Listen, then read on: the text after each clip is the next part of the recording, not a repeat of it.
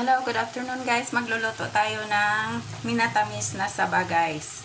It's a kind of dessert guys na hindi nyo karaniwang nakikita. Pero kinakain namin dito sa bahay.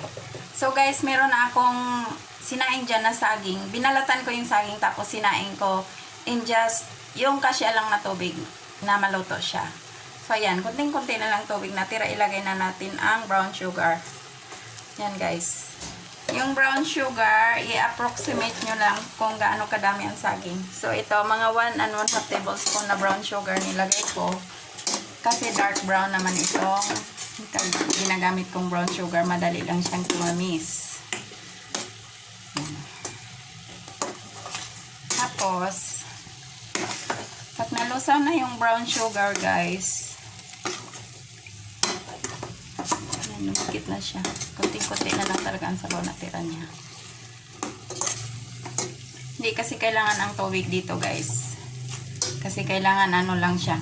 Mag-stick lang siya sa para lang siyang banana cue na may sauce. Ganon. So, nalusaw na yung brown sugar guys. So, yung brown sugar depende sa inyo guys ha. Pero wag naman kayo magsobra sa brown sugar kasi alam nyo naman ang diabetes. Nag-i-strike yan anytime. So, ilagay na natin ang vanilla. Ayan guys, vanilla. Vanilla by McCormick. Pero pwede naman kayong bumili ng vanilla dyan sa palengke. Pareho lang naman. Mga flavored. Pero kung may tunay kayong vanilla, di mas maganda. So, yan. Tapos, lagyan pa natin yan guys ng butter. Yan. Mga approximately mga 1 half tablespoon na butter ang ginamit ko dyan. Yan. Hindi rin tayo pwede magsobra sa butter guys. Kasi ang cholesterol build up. Pero ito ay zero cholesterol naman. Dahil ito ay dairy cream. Gawa sa coconut yata yan. Basta plant-based yan siya. Hindi yan siya yung animal fat.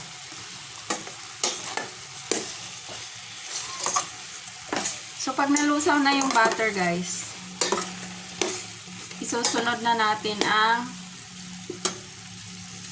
konting honey, guys. Yan.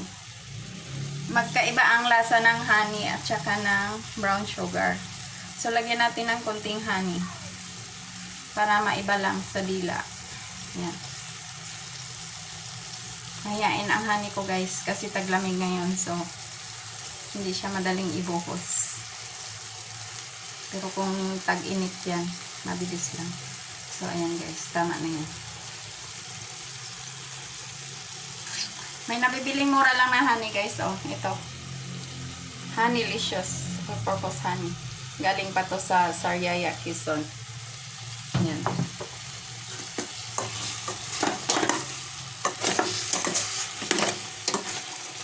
Mura lang yung honey niyan. 100 lang yung isang bote na yan. Unlike doon sa mga imported na napakakunti, tapos 300 to 400 ang presyo. So, ganyan na siya guys. Nalusaw na yung butter. Ilagay na natin ang cinnamon powder. Yung cinnamon powder guys, nagbabalance siya. Kasi, di ba takot tayo sa diabetes, pero matamis yan. So, yung cinnamon powder is believed na nagko-control ng diabetes. Kaya nakita nyo naman yung mga muffins ng Cinnabon na brand ng tinapay. Tsaka mga rolls nila. Yan, may palaman na cinnamon. Or with cinnamon sauce.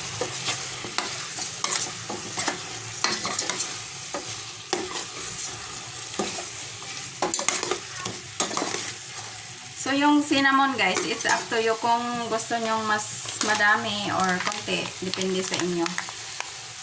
Pero pag nagsobra naman sa cinnamon guys, medyo mapait naman siya. So, you have to add more sugar. So, konti lang. So, yan. Sa tingin ko tama na yun. Ang bango-bango na guys. Sana may try nyo to guys sa snack nyo.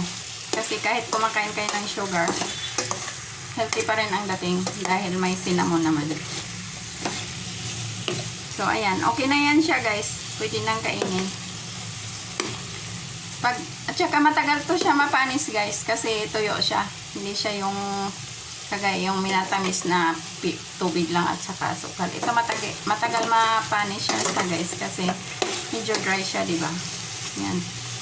Pwede nyo ilagay sa ref for 1 week. So, thank you so much guys for watching. Subscribe for more.